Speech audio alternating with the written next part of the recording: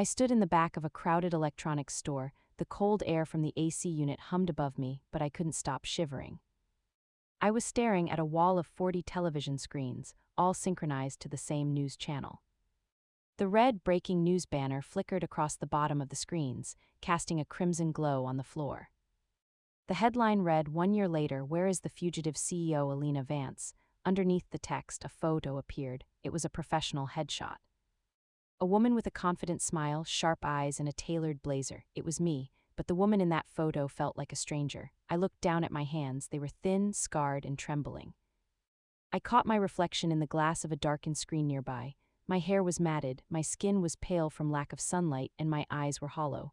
For 365 days, I had been a ghost.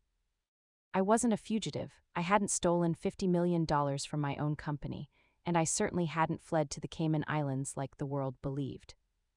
For the last year, I had been exactly 5 miles away from this store, locked in a 6x6 soundproof basement beneath my own guesthouse. I had been fed through a slot in a heavy steel door, treated like a rabid animal while the people I loved most shared my bed, spent my money, and wore my clothes. They didn't just take my assets. They took my identity. They used the very technology I invented, the Vance Omega AI, to deepfake my voice in phone calls to the board. They used my biometric data to authorize transfers. They posted fake social media updates from Paris and Tokyo while I was drinking gray water from a plastic cup. They deleted me. They hit the backspace key on my entire existence. But 3 hours ago, a power surge hit the neighborhood. The electronic lock on that basement door, the lock I had designed myself, glitched for exactly 3 seconds. It was the only window I needed. I am out now. I have no money, no ID, and according to the law, I am a criminal. But I have the one thing they forgot I possessed, the master code to their destruction. My name is Elena Vance. 2 years ago, I was the undisputed queen of cybersecurity. I built Vance CyberSec from a dusty garage into a skyscraper in the heart of the city. I was the person governments called when their firewalls crumbled. I was the unhackable woman. I lived in a fortress of glass and steel, thinking I was safe. But the thing about fortresses is that they only work if you know who holds the keys. I lived with 3 people. Marcus, my husband, a man who looked like he stepped off a magazine cover. He was an architect, always talking about structure and foundation. Then there was Maya, my COO and supposed best friend. We had been inseparable since college. And finally, my brother Julian. I had pulled him out of debt 3 times, eventually giving him a seat on my board because I thought blood was a shield against greed. The betrayal didn't happen overnight. It was a masterpiece of patience. It started with a wellness retreat. I had been working 18-hour days, and Marcus noticed the strain. "You're burning out, Elle," he whispered one night, massaging my shoulders. "Let's go to the cabin, just us. No phones, no servers, just the mountains." I agreed. I needed the rest. I didn't know I was walking into my own cage. On the 3rd night at the cabin, Marcus poured me a glass of wine. It tasted slightly metallic, but I ignored it. 10 minutes later, the world started to tilt. My limbs felt like lead. I remember Marcus catching me as I fell. He didn't look worried. He looked relieved. I woke up in a room with no windows. No clock, just a mattress, a toilet, and a tablet screwed into the wall. That tablet was my only window to the world. It was Marcus's greatest cruelty. He wanted me to watch. Every morning, the tablet would light up. I watched the news reports of my disappearance. I watched a deepfake video of me, created using my own AI technology, sitting in a dimly lit room, crying and admitting that I had embezzled millions from my clients. "I'm sorry," the AI Elena said on the screen, her voice perfectly matching my pitch, my cadence, even my stutter. I just couldn't handle the pressure. "I'm leaving for good." I screamed at the tablet until my throat bled. I pounded on the soundproof walls until my knuckles were raw. No one heard. Through that tablet, I watched Marcus marry Maya 6 months later. My loyal friend wore my grandmother's pearls at the wedding. I watched my brother Julian buy a fleet of Ferraris with the bonus he gave himself as the new acting CEO. They were brilliant. A murder is messy. It brings police, forensics, and questions. But a disgraced CEO who runs away, the world moves on from that in a week. People love a scandal more than they love the truth. I realized then that Marcus hadn't just studied architecture. He had studied me. He knew exactly how to dismantle my life brick by brick without making a sound. For the first 3 months, I was a ghost of a human. I barely ate. I stared at the ceiling, waiting for death to be the final update to my system. But then the journalist in me, the engineer in me, woke up. I began to treat my imprisonment as a code to be cracked. The tablet they gave me was locked down. It had no browser, no outgoing mail, just a news feed and a Vance Omega interface that Marcus used to monitor my vitals. He wanted to make sure I didn't die before they could finish transferring the offshore accounts, transfers that required a fresh biometric retinal scan every 6 months. That was my leverage. I was a biological key. I spent hours every day staring at the Vance Omega interface on that tablet. Marcus thought he had blocked the master kernel, but I had built the Omega system. I knew the architecture better than I knew my own face. I found the glitch. It was a tiny line of code I'd written years ago as a backdoor for emergencies. A God mode protocol that bypassed every secondary firewall. I couldn't use it to call the police. The external signal was scrambled by a jammer, but I could use it to listen to the house above me. I turned the tablet into a receiver for the smart speakers in the main house. Suddenly, I wasn't alone. I was in their ears. "Julian is getting greedy," I heard Maya say one evening. The audio was crisp coming through my tablet. "He wants another 5%. He's threatening to talk if we don't pay up." "Julian won't talk." Marcus's voice was cold, a version of my husband I had never seen. "He's as guilty as we are. If he goes down for life. Tell him to shut up and enjoy the cars." I sat on my thin mattress, a dark smile forming on my cracked lips. The vultures were starting to pick at each other. Then came the conversation that changed everything. "We clear the final Swiss account in December," Marcus said. "After that, we don't need the key anymore. I've already contacted a disposal service. It'll look like an overdose in a cheap motel in Mexico. Case closed."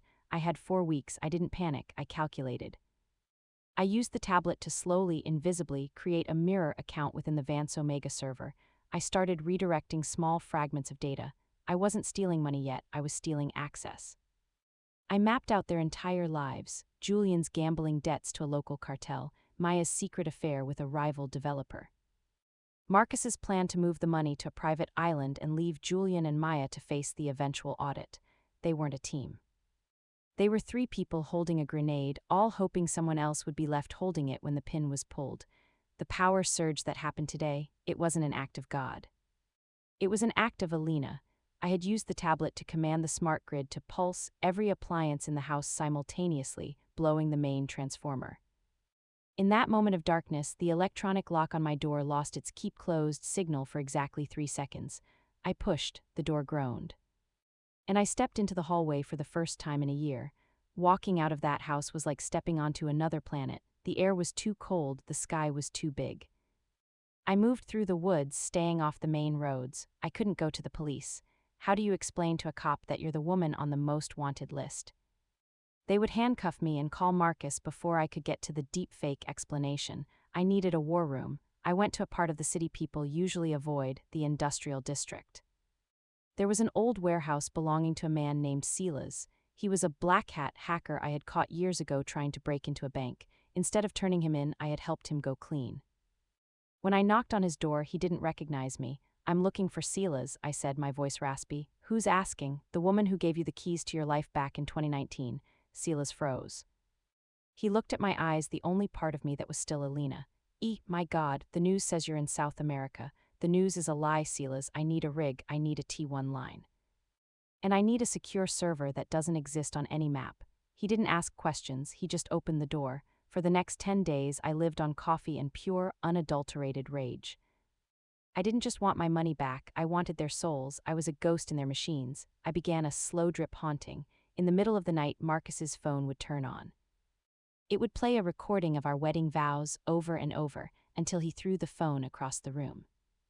Maya would open her laptop at the office, and instead of her spreadsheets, she'd see a live feed of the empty basement room where I had been kept. I sent Julian anonymous messages from the cartel he owed money to, telling him his protection was gone. I was a digital poltergeist. I made them paranoid. I made them lose sleep. I wanted them to feel the same walls closing in that I had felt for 365 days, but the final move was the most beautiful.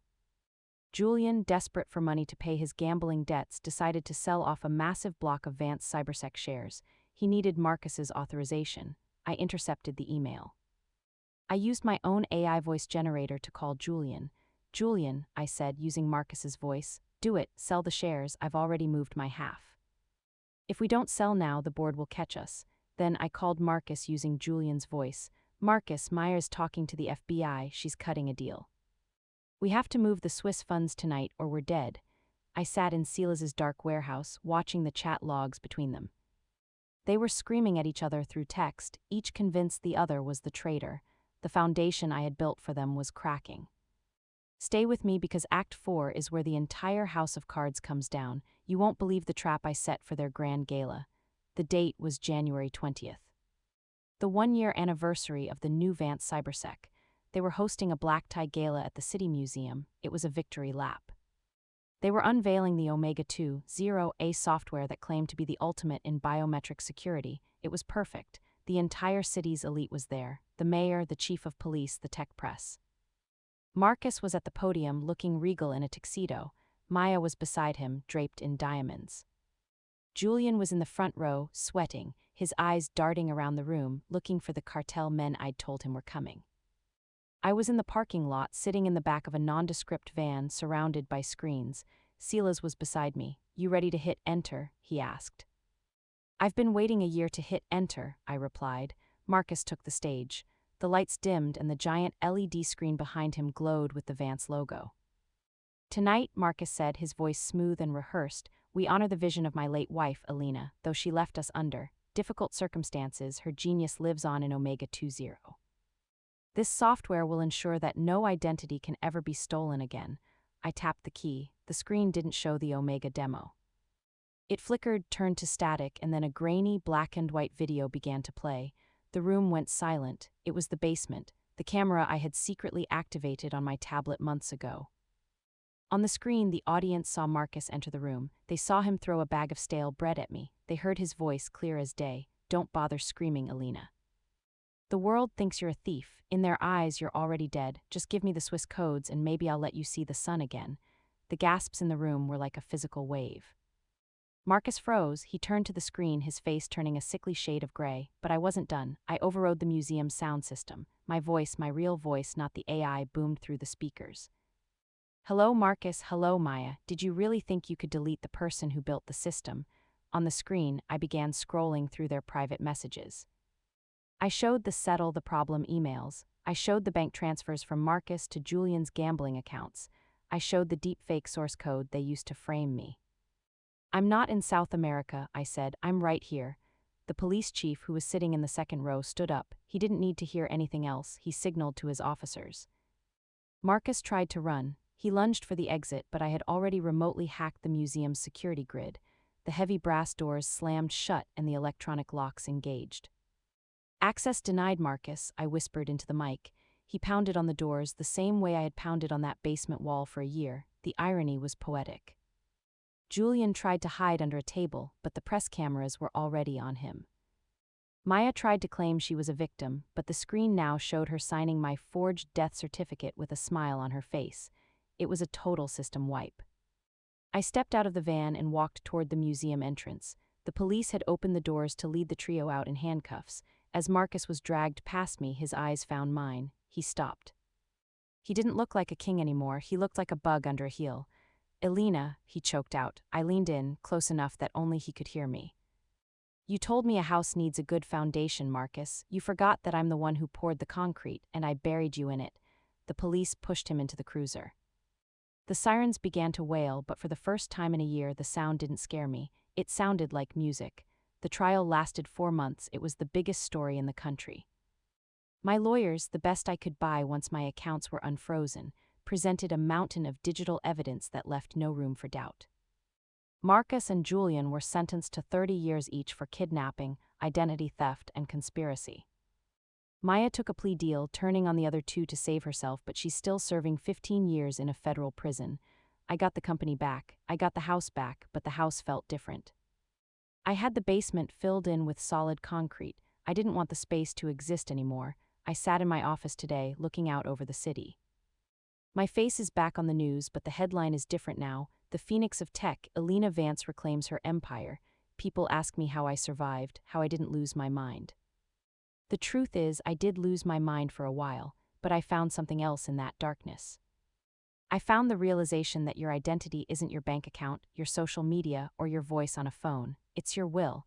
They tried to delete me, but all they did was strip away the noise. They made me a ghost, so I learned how to haunt. To anyone watching this, be careful who you let into your fortress. Greed doesn't always look like a villain. Sometimes it looks like a husband offering you a glass of wine. Sometimes it looks like a brother asking for a second chance.